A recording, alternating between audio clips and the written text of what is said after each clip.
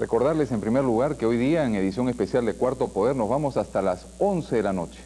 Y la pregunta es, ¿qué es lo que está pasando con Sendero Luminoso? Esta semana se capturó al llamado camarada Marcelo y al mismo tiempo hay fuertes versiones que señalan que Sendero Luminoso se estaría reorganizando.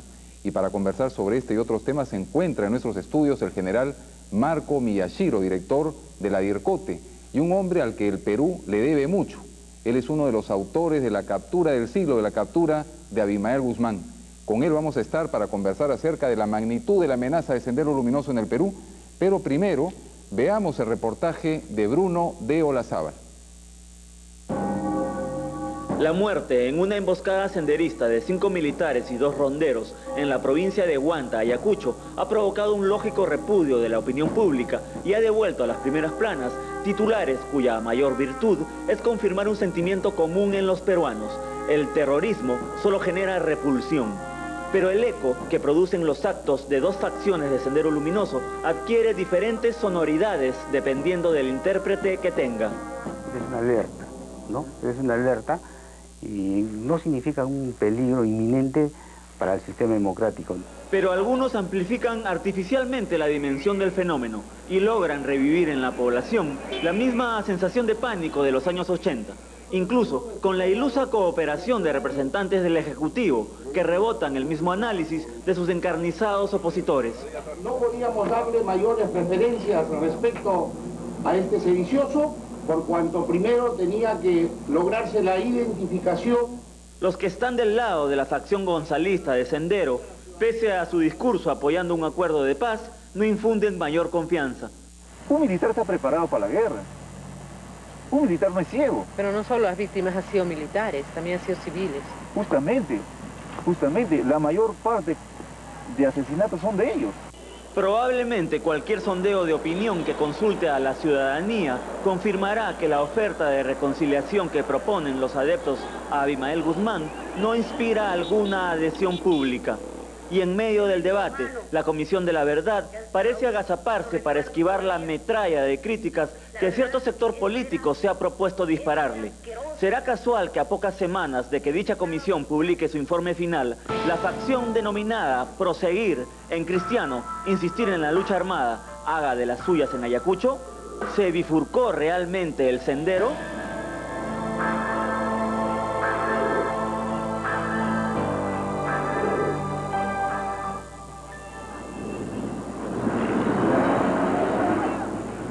Huancayo, distrito de El Tambo, calle Los Quinuales 125.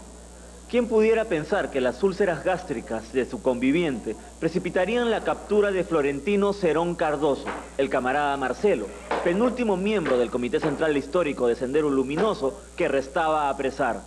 La tarde del 5 de julio pasado tuvo que salir de este escondite para comprar yogur que su mujer consumía, pues sufre una dolencia crónica. Fue así como la policía le detuvo. En la manifestación ante el Ministerio Público se consigna que vivía con Lidia Juana Barrueto Gallardo, de 35 años, y 2 menores de 5 y 1 año de edad, la primera, hija suya.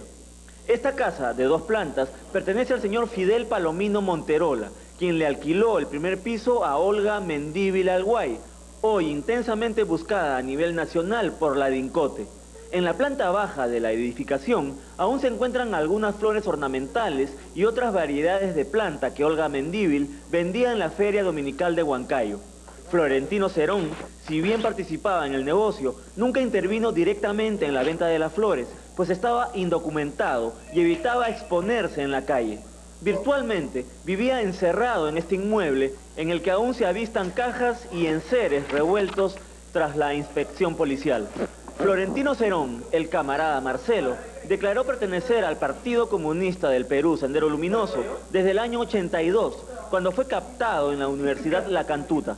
Afirmó además que desde el año 98 se dedicó a trabajos diversos y que recién este año se interesó por la venta de flores exóticas. Aunque en el momento de su captura estaba con él su hija de 5 años, contó que tuvo otra hija llamada Aurora Marcela Cerón Barrueto, a quien dejó con 1 año y medio de edad al cuidado de gente de su partido en 1992. La militante senderista, a quien confió la crianza de su hija, que hoy tendría 13 años, desapareció y desde esa época, Florentino Cerón Cardoso desconoce el paradero de su primogénita. Aunque la DINCOTE informó que tiene requisitorias por 122 homicidios y 92 ataques subversivos, el camarada Marcelo, en su manifestación policial con presencia de la fiscal Juliana Ortiz, negó haber participado en acciones bélicas, aunque sí en agitación y propaganda. Marcelo ha sido pieza fundamental en todo el engranaje del Comité Central Histórico de Sendero. Él dice, bueno, está ya en el argot subversivo, que está plantado, que está descolgado, ¿no? Pero por otras informaciones de inteligencia sabemos de que él estaba haciendo el trabajo político de Sendero en el ámbito rural, ¿no? Siguiendo algunas indicaciones o ideas que supuestamente han estado saliendo de la cárcel, ¿no? Por órdenes de Abimael. Marcelo niega estar vinculado orgánicamente a Sendero desde el año 98, pero reconoció haber sido secretario y mando político del Comité Regional Centro de dicho grupo sedicioso y afirmó que desde 1993 respaldó el llamamiento de Abimael Guzmán proponiendo el término de la guerra y un acuerdo de paz. Y él es el encargado, habría sido el encargado de convencerlo a Artemio para que también entre al acuerdo de paz. Por eso que apreciamos que en los últimos meses o tal vez un año no ha habido acciones violentas en el Guayaga. En efecto, la página web Bandera Roja, vocera de los llamados acuerdistas de Sendero, publica actualmente esta carta del camarada Artemio, secretario del llamado Comité Regional Guayaga, escrita el segundo semestre del 2001. El camarada Artemio menciona la reunión del 11 de noviembre del 2000 en la prisión militar de la base naval del Callao, de todo el Comité Central del Sendero Luminoso, encabezado por el denominado presidente Gonzalo y la camarada Miriam, vale decir Abimael Guzmán y Elena Iparraguirre. La misiva de Artemio está dirigida a los que querían proseguir la guerra como a los que luchaban por un acuerdo de paz e invocaba no seguir antagonizando la lucha interna. Es en esta fecha que Artemio confirma el giro dado por el Comité Regional Guayaga, desligándose en consecuencia de la facción denominada Proseguir, la misma que hoy se agrupa en el Comité Regional Principal de Sendero Luminoso y que es encabezada por Leonardo Guamán Zúñiga, el tristemente célebre camarada Alipio, y Víctor Quispe Palomino, el camarada José. La consigna de los acuerdistas es buscar una llamada solución política a los problemas derivados de la guerra y amnistía general para sus presos. Guzmán, en cambio, trató lo posible de buscar un alineamiento general en torno a su nuevo planteamiento, ¿no? Y lo logró hacia el 2001. Y una de las expresiones de esto fue Artemio, que se alinea a esta posición.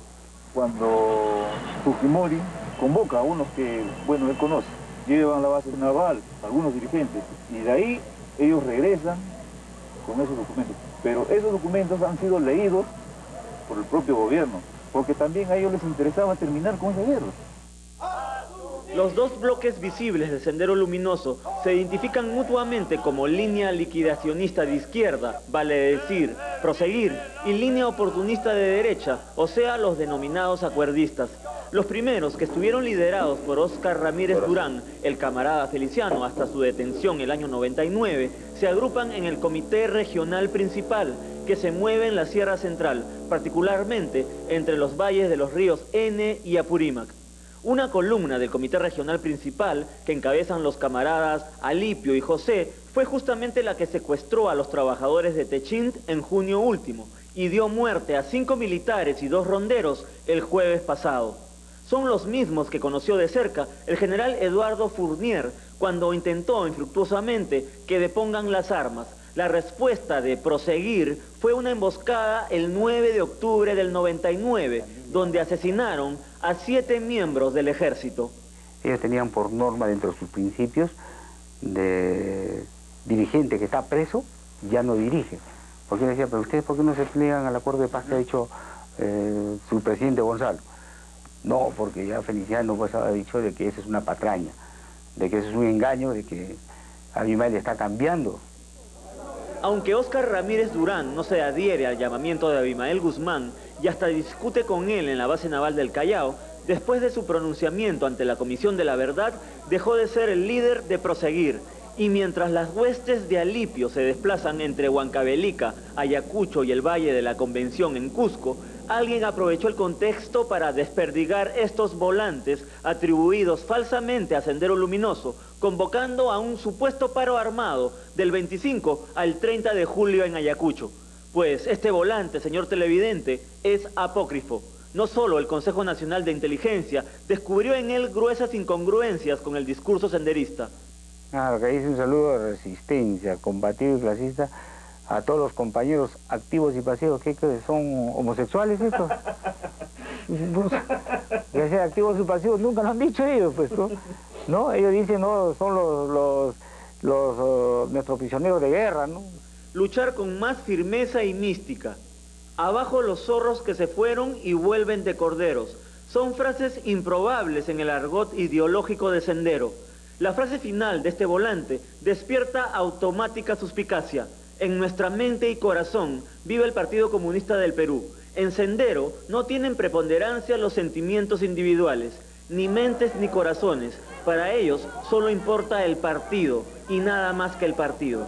Es muy difícil realmente para mí adjudicarle a alguien específicamente, ¿no? Pero yo quisiera que se investigue y llegar hasta quienes han originado este volante, ¿no? Ahí podremos tener luces muy claras, ¿no? Pero creo que hay otras manos. ¿Pero qué manos? No lo sé, yo quisiera saberlo. Lanza alguna hipótesis. Quienes no quieren que aparezca, pues, muy claramente las responsabilidades que tuvieron en la lucha contra la subversión a lo largo de los 80. Pese a que algunos sectores quisieran sacar provecho de las repercusiones que los actos de terrorismo tienen en la escena política y que detrás de un análisis del fenómeno intentan sortear su responsabilidad respecto a la violación de derechos humanos que cometieron, la reaparición de los rezagos de Sendero no deja de ser un problema a detener. Pero no solo la facción de proseguir es un peligro. Basta recordar los horrendos crímenes cometidos por los que hoy se proclaman acuerdistas para comprender por qué la sociedad civil siente muy distante y hasta imposible una hipotética reconciliación con esa facción de Sendero Luminoso. ¿Está preparado el Perú para una reflexión serena sobre este tema? Algunos piensan que no. Las heridas son tan profundas que no restañarán de la noche a la mañana.